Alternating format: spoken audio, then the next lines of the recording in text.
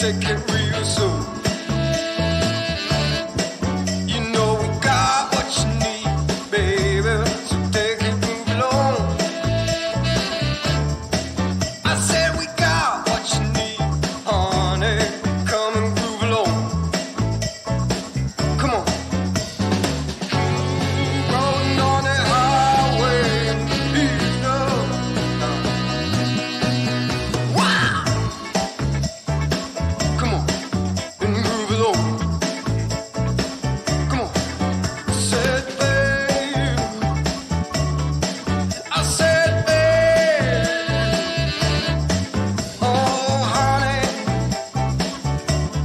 come and groove along.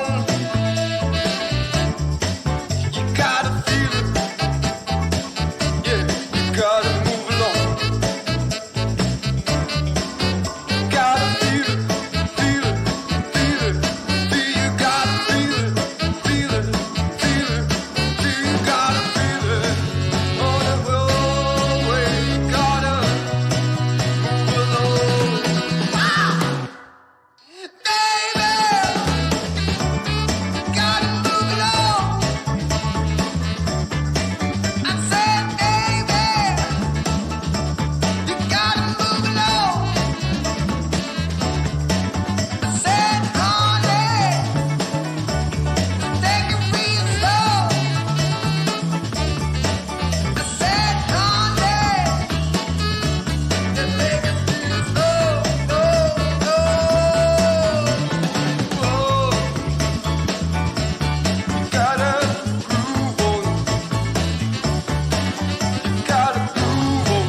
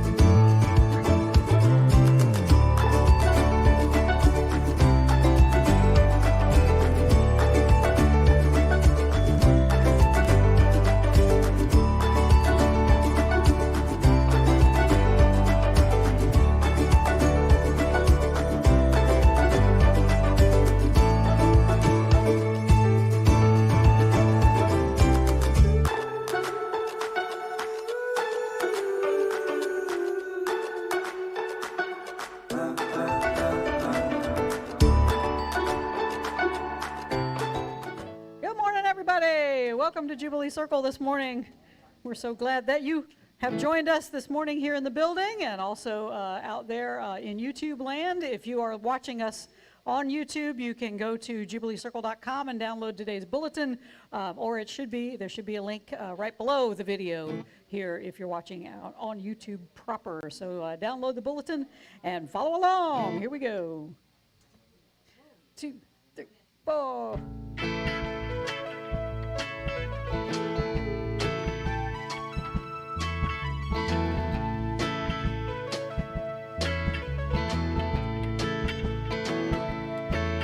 Don't worry about a thing, 'cause every little thing gonna be alright. Singing, don't worry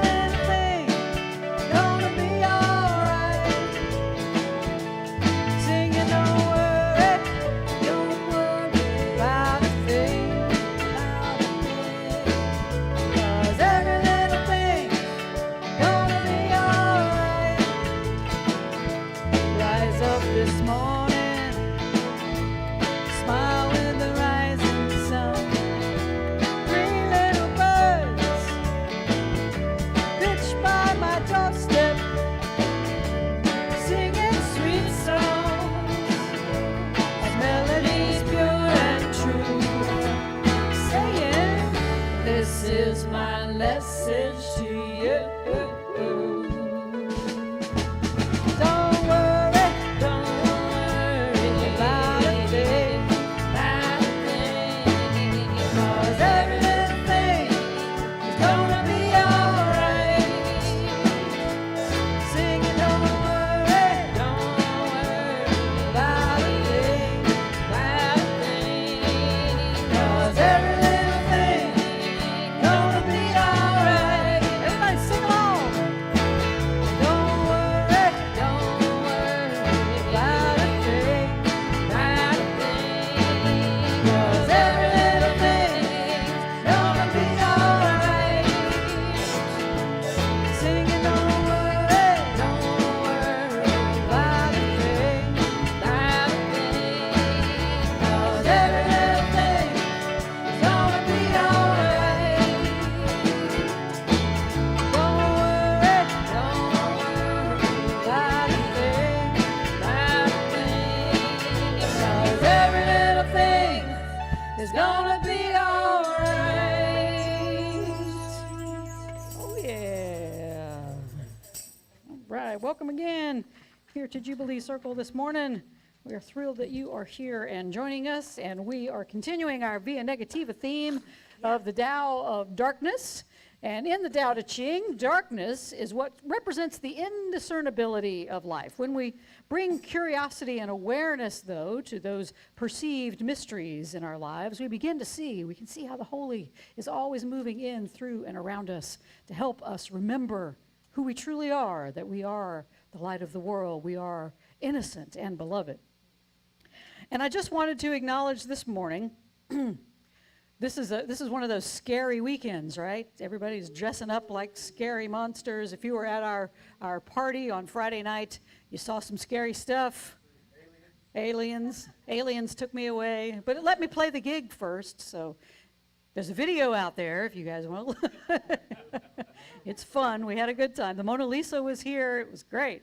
So this is, Halloween is, of course, tomorrow. But I did want to acknowledge this morning the fear that I am feeling ahead of the midterm elections that are coming up a week from this Tuesday. And I don't think I'm alone in having this sense of terror. I believe, in fact, everyone is sort of fearful in what may or may not happen.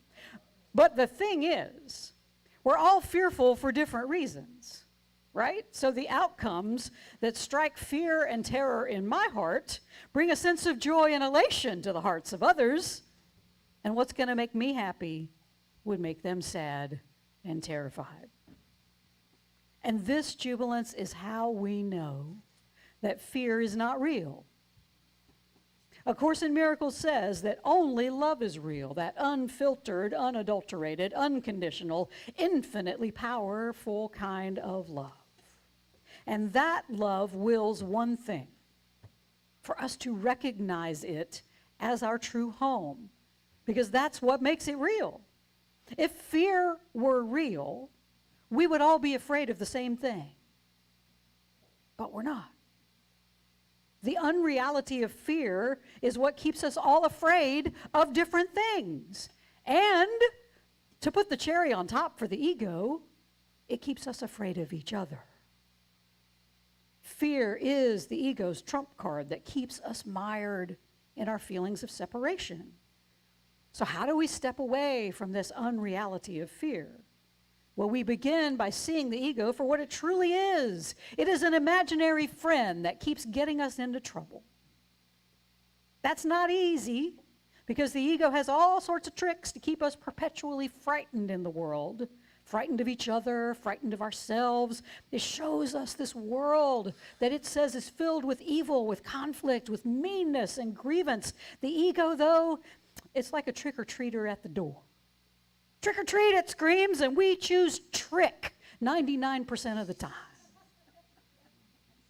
That's when the ego convinces us the world is bad. And it's that way, it says, because we are bad. When we choose treat, however, we're telling the ego we see through its costume. We see its lies. We're onto it. A Course tells us that we are sinless, and that is the truth about us. We are not goblins and ghouls who need a savior. We are love. We are joy. We are peace. And as such, we are incarnations of God's glory and magnitude in this world. So in this safe and sacred place this morning, Jubilees, I invite you to take off the ego's mask of fear. You remember the mask. You couldn't get it off. It had become him. That's what fear is like. We can't get it off anymore because we think it is us. But when we can take off that mask, we get a glimpse of the truth and the beauty of who we truly are, innocent and beloved children of God who are meant to live into their glorious higher divine self. So I invite you this morning, put away your childish, fearful fantasies of your imaginary ego friend and step into the reality of love, what you truly are. And if enough of us do this, if just enough of us are willing, we will see fear disappear from this world. And that will make us all say, Oh, yeah. yeah. Please rise as you're able. And we remember every Jubilee circle as we begin. We remember the four elements, the fire and the earth and the water and the air. And we burn sage as a reminder that this is a safe and a sacred time. And we orient ourselves during this time by calling the four directions. So I invite you to turn and face the east. We give thanks, Holy One, that the sun is not paralyzed by its fears. Instead, it rises in the east every morning, no matter what anyone thinks about it. It boldly shines its light into the world on those who love it and those who don't. Help us, Holy One, to be more like the sun, shining your light of love onto everyone we meet this day and every day. Quarter turn to the right, we face the south. The heat of the south, it's fearless. It will blaze and burn brightly no matter what we think about it. It boldly blows its warm winds. It brings forth the summer fruit and summer sweat without regard to race, color, creed, political ideology, sexual orientation, national origin. It doesn't care about the labels that we use to make our things separate in the world. May we be like that South, warm and passionate about all of life. Quarter turn to the right, we face the west. The West is all about letting go. It's about lightening up. The West calls for us to let go of our fears, even as the darkness falls and the light recedes. May we be like the West, Holy One, with enough wisdom and trust to know that even in the darkest night, there's nothing to fear, because the light will return, because it never, ever truly leaves. Quarter turn to the right, we face the north. We often fear the freeze of the north, those barren times when there seems to be no growth in our lives. Free us, Holy One, from this fear of frozen times. Help us to trust that even when our hearts seem to be iced over, new seeds of growth are always being planted and will always bloom when the time is right. And as we turn back toward the center, look around the room, because you're going to find a bunch of frightened people, because we are all afraid of something. Even if it's as small as spiders or as big as getting on an airplane, we're all afraid. We're all afraid that we're not good enough. We're afraid we're not smart enough and that people won't like us.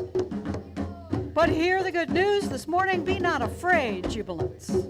Because that's what the Holy Spirit says in each moment. Be not afraid. And when we learn not to back down and to move through our lives freely without fear, that's when we find ourselves saying, oh, yeah. All right, please remain standing. Speaking of not backing down, we're going to do some Tom Petty for you this morning. And you've got your bulletin. And again, if you're on YouTube, you can find a bulletin either in the description of the YouTube or at jubileecircle.com. We ready? Yep. All right. Y'all ready? All right. I'm ready. Yeah, we finally got our vocals working. All right, here we go. Vocals were working. Yeah, they are. Here Oh, we go. yeah. Here we go. 2, 3, 4.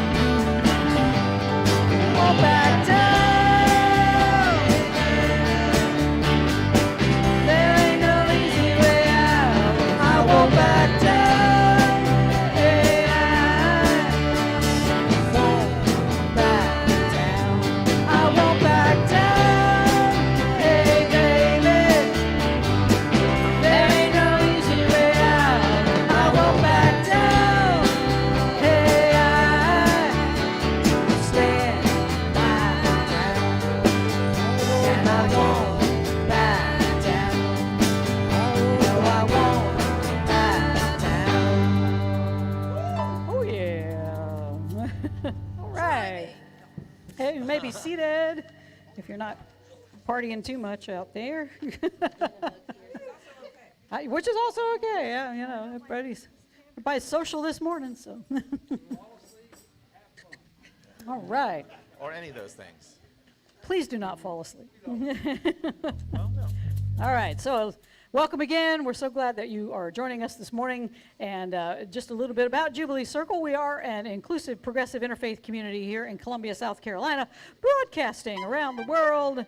And we teach the timeless common wisdom of love and unity that is found in all mainstream religions and all metaphysical philosophies, mysticism, and inspired secular and religious writers and teachers throughout the ages. We use popular music that you can sing along to, teachings and weekly celebrations, educational and artistic events, other community building activities, because we're trying to create a space here where everyone can experience that transformation within, so then they can go out and be the transformation in the world. And we believe we're here to expand our souls, to find a deeper meaning to life, to renew our commitment to love and peace and justice, to learn how to love wastefully, undergo a transformation from the inside out so deep that we remember who we are, that we are that higher divine self that is always connected to the holy.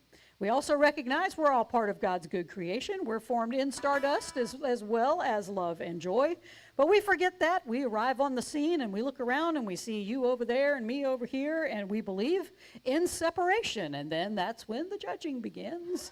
So we look around and we go, oh, they're good, they're bad, they're pretty, they're ugly, they're generous, they're stingy, they're loving, and then they're just Recalcitrant. Intransigent. recalcitrant. Recalcitrant. Recalcitrant. What did you say, Bob? Intransigent. Yes, all of those words. But let us remember our true function here is to remember who we are, is to remember that we are the light of the world, that we are formed in that love and joy and peace, and that is what we are to be in the world, and make everybody say, oh yeah. Oh, yeah. All right, a few announcements. As we move forward, we'll continue our VIA Negativa theme, the Tao of Darkness. Next Sunday, we're going to use music from the Rolling Stones as we learn about the Tao of Desire. And also remember, it is time to change your clock next weekend. So you will fall back, and if you don't fall back, you'll get here in time for Sunday school. So 11 becomes 10, so no, yeah, so you'll get here. Yeah, if you think it's 11, it's actually 10. So, so you can, if your clock doesn't work and you get here early, that's a good thing. So you'll have a good time. Well, no, if y'all got here early, I'd be thrilled. You know, the 11:20 bus usually shows up, so you know. So I should just tell y'all we start at 10 o'clock. Everybody will be here at 11. So next Friday, we got a great show for you. Lang Owen is going to be doing a show with a bunch of other songwriters, Todd Mathis and Moses Andrew III will be joining, along with poet Al Black, for a great evening. It's going to be Lang's 63rd birthday, but he is honoring his mother for his birthday. So it's Mother's Day in November. It's $10 at the door. Jubilee is going to provide snacks and beverages for a donation, so please come and hear Lang. It's going to be a wonderful night, so come for that. Friday, November 18th is our movie night. We're going to watch The Shift with Wayne Dyer. It's a very, if you're new to metaphysics, if it's a new concept for you and you're really trying to get into it, what is it all about? This really is a good, like, 101 kind of movie to come and really sort of dip your toe in the metaphysical pond, as it were, before you dive in. It's wonderful. So come and enjoy The Shift. Bring some snacks. The beer is free if you bring it. So. Bring your own free beer. There will be popcorn, Yes, however. yeah, whatever you would like. It's movie night, and usually Lee brings the popcorn machine, and it's a free-for-all, so it's great. And then Friday, December 16th, Danielle Howell is going to be here. This is going to be a really good and amazing show. She's going to do a couple of sets. So she's going to start about 7:30. We're going to open the doors about 6:30 because you're going to want to have time to bid for the silent auction items, and all of the money in the silent auction will go to benefit Palmetto Lifeline. So you get to see Danielle Howe, you get to help the puppies and the kitties, and it'll be a great and wonderful night. So tickets are $22. There is in your bulletin a little tiny URL you can put in and go get tickets if you want. And it's going to be a really fabulous night with Danielle.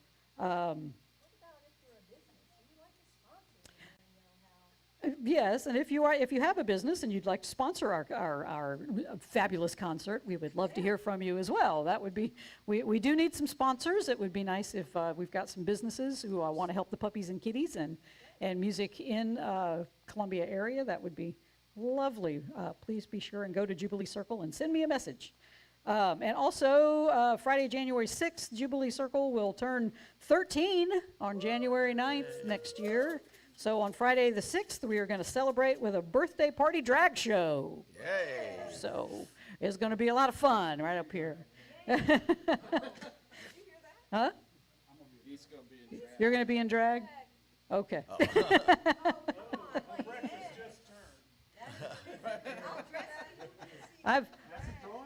I've kicked around doing a drag king thing. Ask me later what my name would be. I don't know if I want it out there in the universe, but I have a really good drag name, but I'll tell y'all later. No, afterwards. It's really not. No, I was gonna dress up as Reverend Jerry Hungwell. Junior. Welcome to Jubilee Circle. Your first past name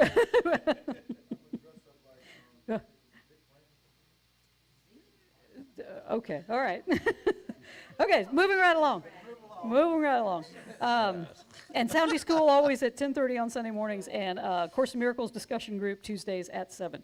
Am I missing any announcements? Any other things we need to?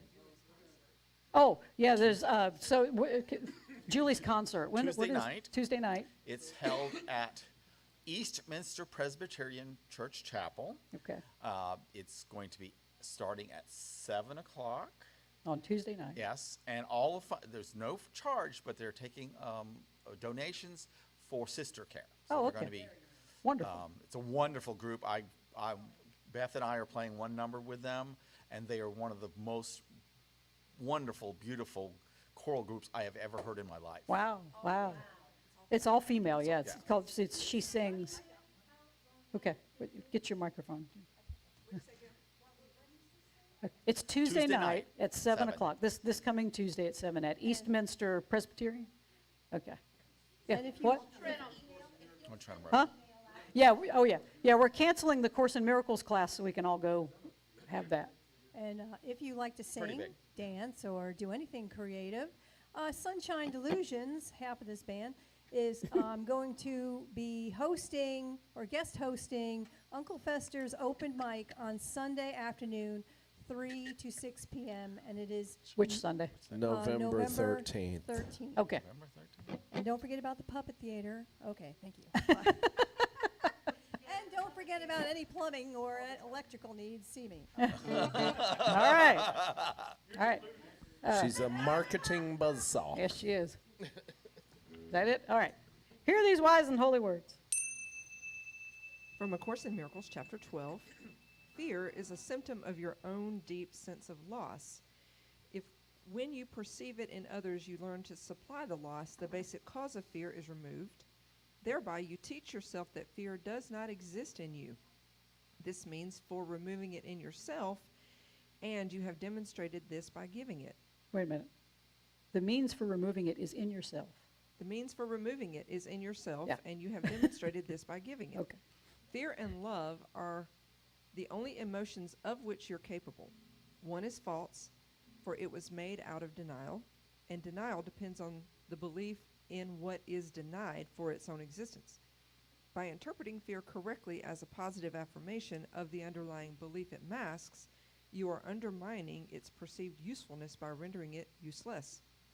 Defenses that do not work at all are automatically discarded. If you raise what fear conceals to clear-cut, unequivocal predominance, fear becomes meaningless. You have denied its power to conceal love, which was its only purpose. The veil that you have drawn across the face of love has disappeared. Don't worry, we'll unpack all that. Big promises there. From Marianne Williamson's book, A Return to Love. Our deepest fear is not that we are inadequate. Our deepest fear is that we are powerful beyond measure. It is our light, not our darkness, that most frightens us. We ask ourselves, who am I to be brilliant, gorgeous, talented, fabulous? Actually, who are we not to be? You are a child of God. Your playing small does not serve the world. There's nothing enlightened about shrinking so that other people won't feel insecure around you. We are all meant to shine as children do. We were born to make manifest the glory of God that is within us. It's not just in some of us, it's in everyone. And as we let our own light shine, we unconsciously give other people permission to do the same. As we're liberated from our own fear, our presence automatically liberates others. From the Christian Scriptures, 1 John 4:17 and 18. God is love.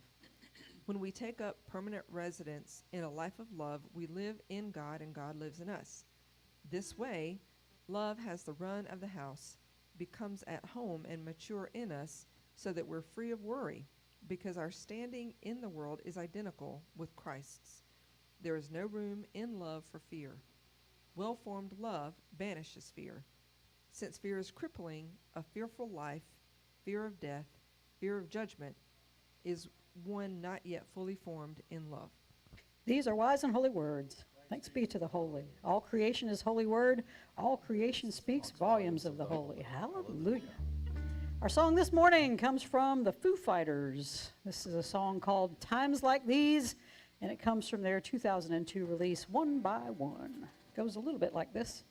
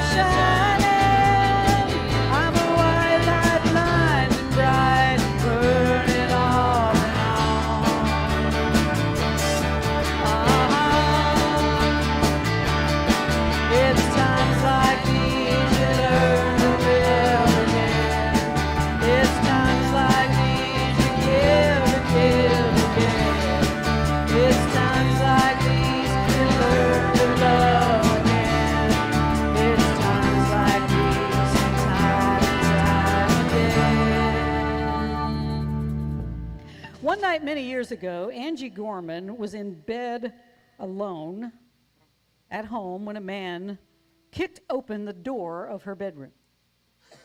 And this was back in a time before cell phones, and her only phone was a landline downstairs. The man was verbally abusive as he approached her bed, and Gorman recalls lying there just in abject fear, feeling very vulnerable. And what went through her mind at that moment, though, was not thoughts of escape. Where could she go? Screaming, nope, that's going to be useless. No one was around to hear her. She also thought about how silly it would be to have a gun under her pillow to defend herself. Somehow, she said, I could not imagine this man standing patiently by while I reached under my pillow for my gun. It was her next thought, she says, that she believes saved her life.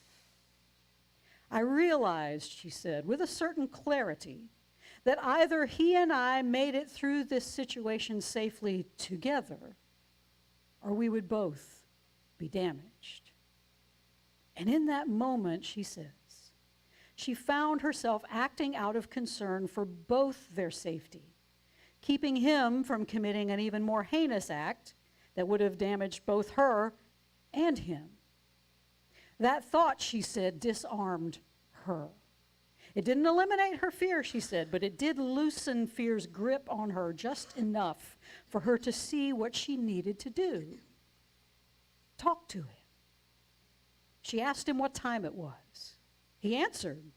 And as the conversation went on, the tension in the room started to ease. She asked him how he got in, and he said, well, I broke the glass on the back door. And she said, well, that's a problem because I don't have the money to fix that door. And that's when he started to tell her about his own financial struggles.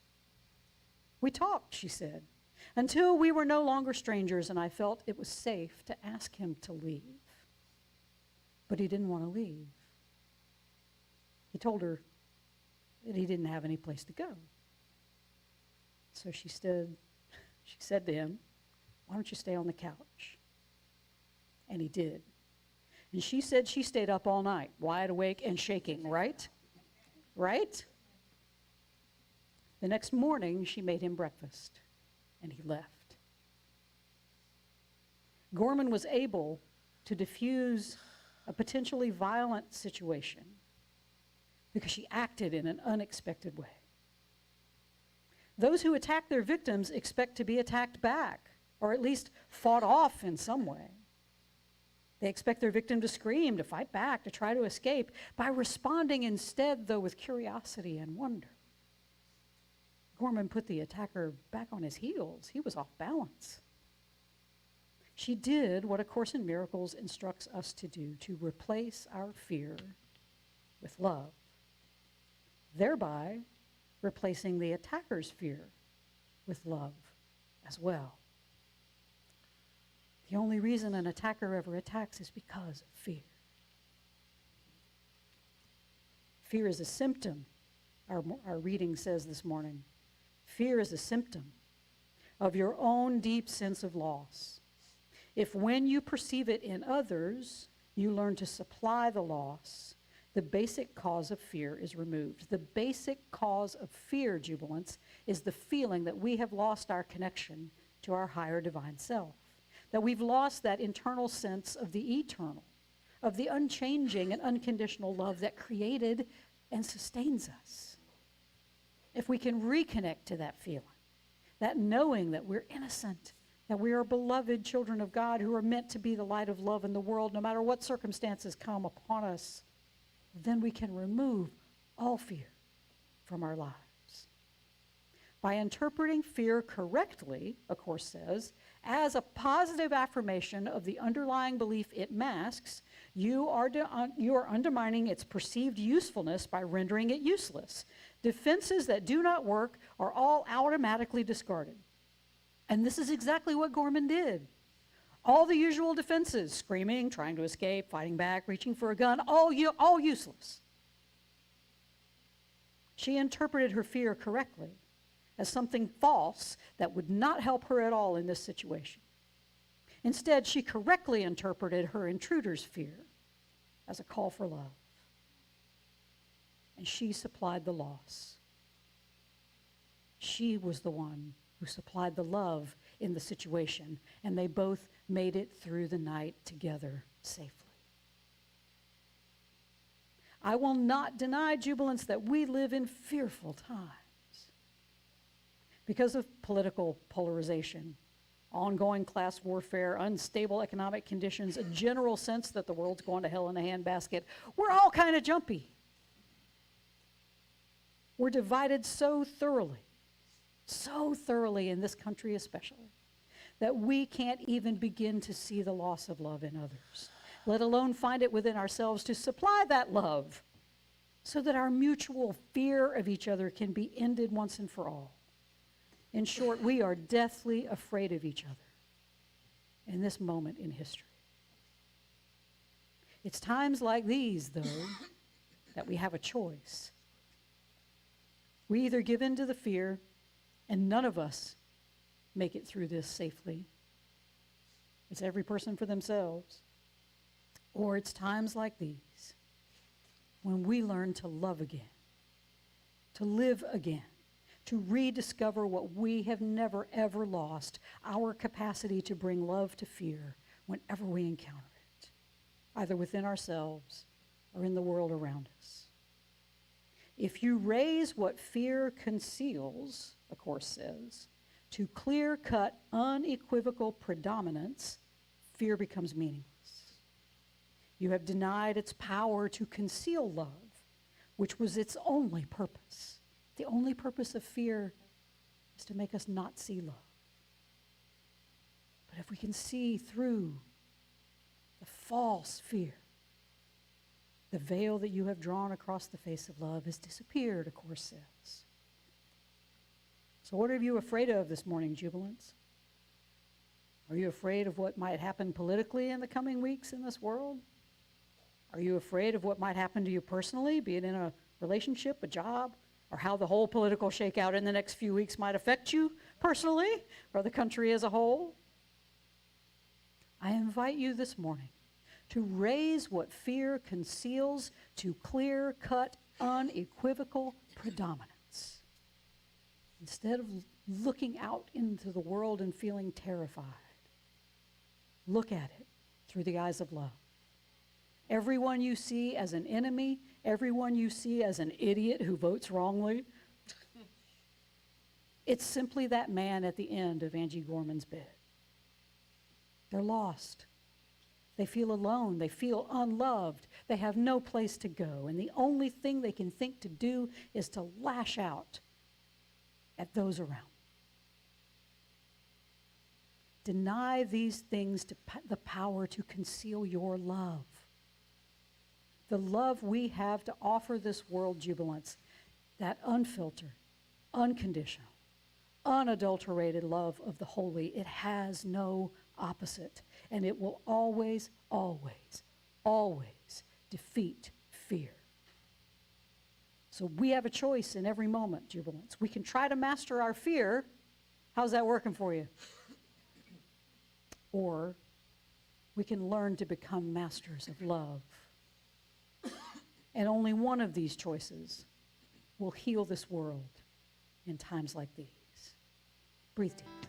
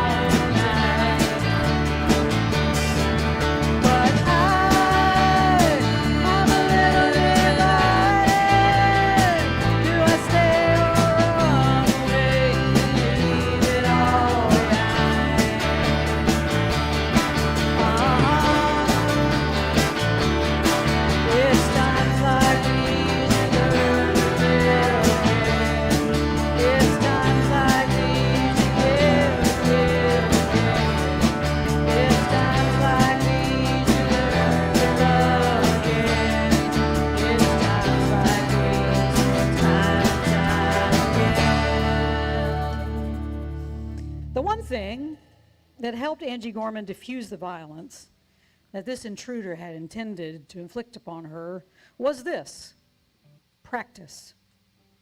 You see, long before this moment happened, Angie Gorman had dedicated her life to the practice of nonviolence. She had rehearsed seeing the loss of love in others, and instead of responding with her own feeling of lost connection to the love of her higher divine self, she practiced making that connection no matter what circumstances she was facing in the moment. So when the time came for her to use her skill, she had it available. She did. And both she and her attacker were freed from their fear. She practiced what our reading from 1 John this morning calls taking up permanent residence in a life of love. I like that. This is the messages version of this reading. Taking up permanent residence in a life of love. When we do this, the scripture says, love has run of the house, becomes at home and mature in us, so that we are free of worry because our standing in the world is identical with Christ's. There is no room in love for fear. Well-formed love banishes fear. Now, you've heard that passage before as perfect love casts out fear. But I like the message's phrasing here. Well-formed love. Well-formed love banishes fear. Because it calls us not just to belief, but to a practice. The practice begins with recognizing why we are fearful creatures in the first place. When we look at this world, we feel quite justified in both defending ourselves from attack as well as attacking. We believe that if we stop defending ourselves, we'll be constantly attacked and people will just use us as a doormat. But nothing could be further than the truth. A Course assures us that defenselessness is actually the only thing that will ultimately keep you safe. Why? Because the only reason that attack exists in this world is because we started it. We picked the fight. And we don't believe that either. We look around the world and we go, no, they started it. We feel attacked, so we attack back. And I'm not saying we go out and beat people up, but we attack up here in our minds all the time. We judge others. We dismiss others. We hate others. We dehumanize and belittle others, all without ever laying a physical finger on them. But that jubilance is still a form of attack. So why do we attack like this? Because we feel separate from one another.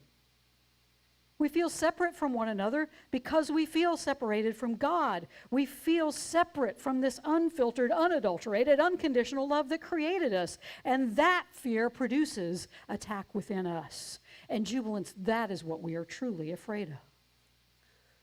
We are afraid that our fear and its habit of attack is really who we are. And we believe it because we have religions that say, oh, you have original sin. No, you don't. You have original blessing. There is no sin in you. That's your fear. That's your ego. That's your little imaginary friend going, look at the mean world. You got to be mean back. It's the only thing that keeps you safe. And then we post about it on Facebook. And Twitter. God bless Twitter. Oh. There's a sermon there. Right. Oh, jubilance. This is why we're in the mess we're in, both personally and corporately. A Course says we only have two emotions, fear or love. But we're afraid to give up our fear. Who are we without our fear? We think if we're just love, if we're just lovey-dovey, oh, the world's so beautiful and I love the world. How do you function? How are you going to function in the world like that? You've got to be tough. People are going to take advantage of you. You just walk around, oh, I love you. Without our fear, jubilance. I wish people would believe this so much. I wish I would believe this so much. Without our fear, without our fear, we are powerful beyond measure, as Marianne Williamson puts it. We play small because we believe our fear is more powerful than God's love. And that's why Williamson says, it's our light that scares us.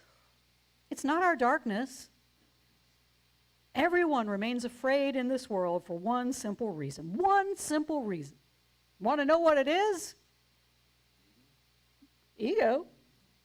We rehearse our fear more than we rehearse our love. We rehearse fear turn on the TV, get on Facebook. You're rehearsing your fear all the time. We practice at it. We perfect our fear. We're so good at it. We do it unconsciously. All the time. All the time. The little voice in your head is judging people, grievances. That jerk, what is he doing? What? You cut me off, you. It's there.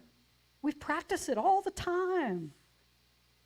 Overcoming our fear then just means changing what we practice. Changing what we rehearse. In times like these, it's easy to rehearse our fear. It's everywhere. Rehearsing love, though, takes work. This is not spiritual bypass. It never has been. This is the hard work. Fear is easy. Love is hard. It's difficult for us. It's difficult for us to remember that we are innocent, divine, children of God. We are eternally safe no matter what chaos seems to swirl around or even within us. We're all meant to shine, Williams says, as children do. We were born to make manifest the glory of God that is within us. It's not just some of us, she says, it's in everyone. And as we let our own light shine, we unconsciously give others permission to do the same. As we are liberated from our fear, our presence automatically liberates others. And that's exactly what Angie Gorman did that night. She did not master her fear. She didn't feel her fear and do it anyway. She said she felt afraid the whole night. Instead, she let her inner master of love come through and shine its light in that dark bedroom. And most importantly, she gave her intruder permission to do the same. And it liberated both of them. That's what we're here for, Jubilants, to liberate all of us, not just the people we like, the people we politically agree with, everybody. So what do? How do you begin rehearsing love instead of fear? So you can become a master of love. Develop that well-formed love that rules the house. Well, Robert Perry, with the Circle of Atonement, he outlines 6 steps to help us learn how to become a master of love. First, he says you got to be vigilant for your feelings of fear. Now, the big ones are easy. You turn on CNN and get the big ones. But what about the little grievances? Just the little forms of attack that just routinely run through your mind. That jerk, what's he, The ego says that's nothing to worry about. Don't ignore that. Don't ignore that. A course says all the small worries, all the small fears and anxieties, that's what the ego uses as its bedrock to build its identity. It's not the big ones. It's all the little ones. Don't make them real. Be aware of every fear thought, no matter how insignificant the ego says it is. Even the smallest fear destroys our ability to practice love. Next, he says, acknowledge those fears. Don't minimize them. Don't avoid them. Don't hide them. Don't stuff them down. And this is the first step, truly, to dissolving our fearful ego. Thirdly, he says, take responsibility for your fear. We're responsible for the fear because we've chosen to experience it. So instead of being afraid of your thoughts, correct them. Notice when you have them, these are not real. I'm never afraid for the reason I think I am. So correct them. And we do that in the 4th step by looking calmly at the cause of our fear, and that is our lack of love. The attack in us is the only reason we feel afraid. That fear, though, it's not real. It's simply another trick of the ego to keep us engaged in its game of seek but do not find and constantly attack and defend. So in step 5, we get to the meat of this practice. In any spiritual practice, you need tools. And a course gives us all the tools we need in the form of its workbook lessons that provide us with the language we need to fulfill the step of choosing truth or love instead of fear. And this is a step that invites us to remember who we truly are. We are not the small, fearful ego. We are the magnitude of God. We are the all that is. We are the awareness of being itself, the light of the world that is meant to shine love at all times. So in this step, we practice replacing those fearful thoughts with thoughts of love. In your bulletin, they're all from A Course in Miracles today, the meditative readings, and there's slogans you can use. So let's take that with you. These are things you can use to dispel your fear. Other things, some of the phrases that Perry recommends includes, light and joy and peace abide in me.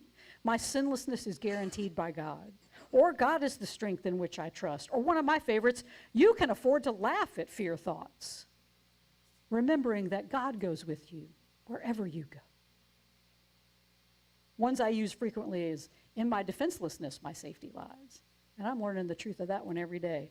Or I can choose peace rather than this, or peace to such foolishness. The final step is to ask for help. Because the ego isn't going to take it lightly that you're starting to rehearse love over fear. It's going to seek to remind you of all the things it believes you should be rightfully fearful about. So when a fear arises, a Course instructs us, ask Holy Spirit for help. Chapter 2 gives you a simple prayer. I pray that my fear be replaced by an active sense of your love. I pray that my fear be replaced by an active sense of your love. The key to this practice of love, though, is this. We don't do this practice just for ourselves. We do it for the liberation of the world. And that is what saved Gorman that night. She knew that she had to protect not just herself, but her would-be assailant. If either of them gave in to their fear, they would both be damaged by the experience. We dedicate our lives then, jubilants, to becoming masters of love. Not as a way to just overcome our own fear, but to end fear once and for all, for everybody. And we can do this because all minds are joined. And as we heal our own fear within, there is less fear in the world. That's not navel-gazing, that's world-changing. Right there. So as we move through this week, and especially these next couple of weeks, as the elections come up, let us practice becoming masters of love by rehearsing love every chance we get.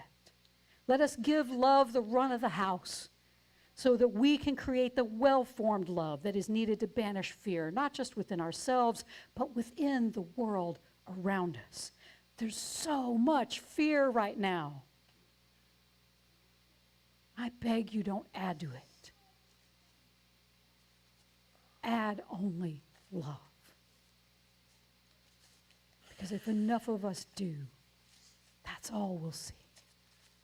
No matter what happens out here. We have a choice. We can continue to rehearse fear, or we can learn to love again by constantly rehearsing the love that created us and sustains us.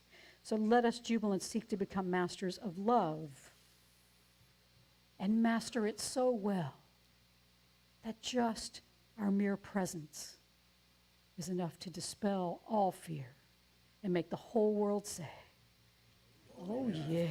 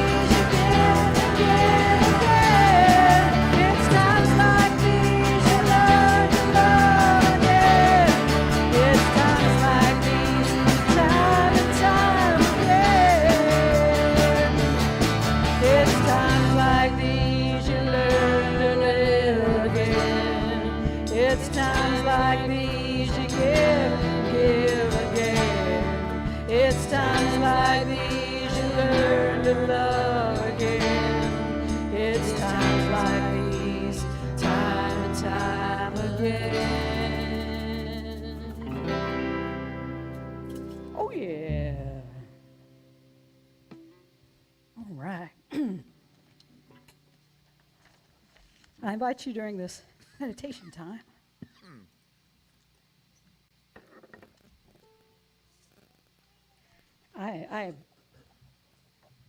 I know everything I've just said in the past 20 or so minutes is not easy stuff. Fear is ubiquitous. I mean, it's everywhere. Small, tiny fears. I had a stink bug that I had to get out of my house this morning.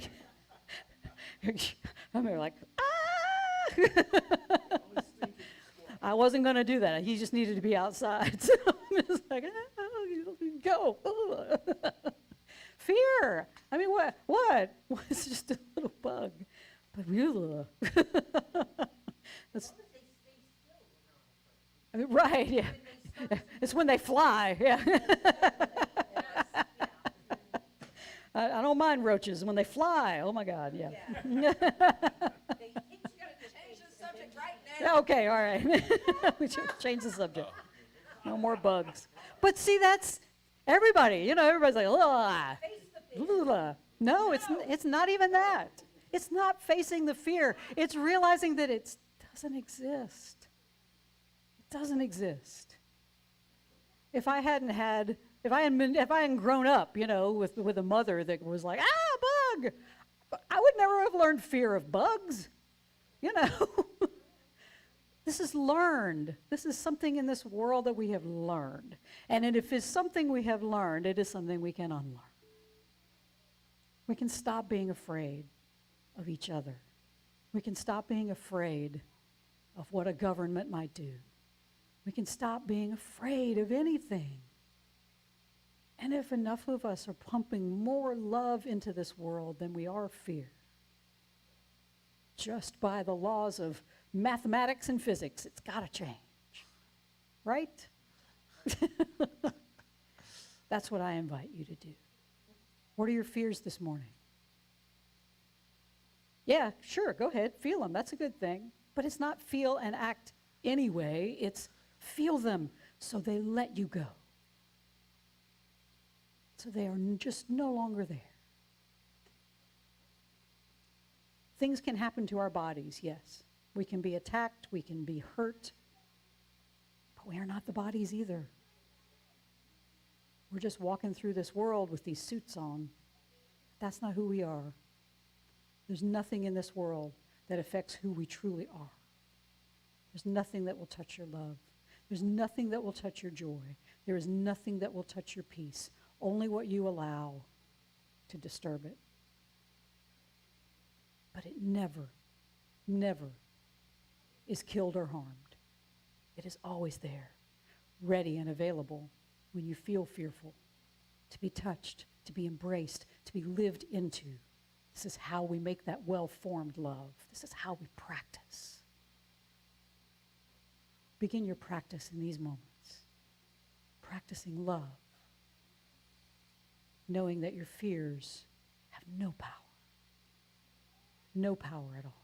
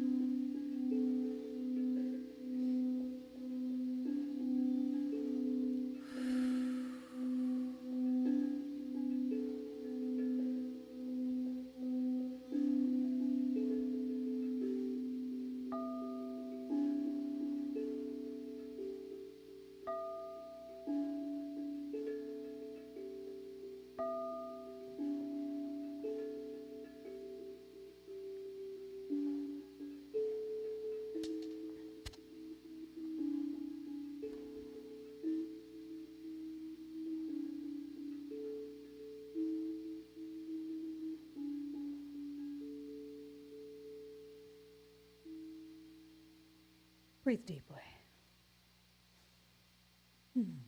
One of my biggest fears is Jubilee running out of money. Another of my biggest fears is asking people for money. How's that for a little paradox for you? But, and Jubilee has, been around for almost 13 years, and there have been times when, we've been down to, not a lot. The rent is how much? The power bill's what? But what I have learned, and what I keep learning over and over again, because I always forget, because we are forgetful, is that if this space, if this place, if this community is supposed to be something in the world, it will be supported. And even when we have been down to that last thin part of the checkbook, a heart is moved. Someone comes through and says, I want to give this, or I want to do that. Something always comes, whether I'm afraid or not. And usually it's because I'm afraid. Usually I'm, oh, what's going to happen? Oh my God. But I'm going to try to practice love. Miracles come through other people. And the only reason this place has its doors open, the only reason this place exists and looks as nice as it does, because people were moved to give and support and be there for the community that has given to them. And that's how it works. It goes round and round. We give, you give, we give, you give. Giving is receiving, it's all the same. So we ask that you give, that you support us, that you make sure that this light on 2-notch gets brighter and brighter and envelops the whole world, because that's what we're here for, to liberate all of us. Not just some, but everyone. This is our training ground where we become masters of love. And if you want to help make that a reality, you can go to jubileecircle.com. There is a link. Oh, I'll pass this around. Pass the basket. There is a link at jubileecircle.com for either Venmo or PayPal.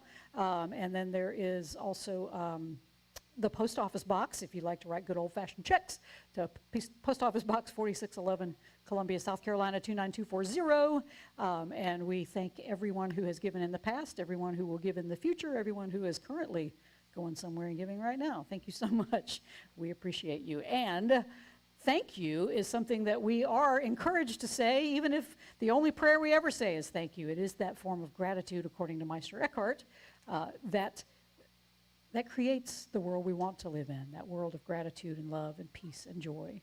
And so if the only prayer you ever say in your whole life is thank you, it will be enough.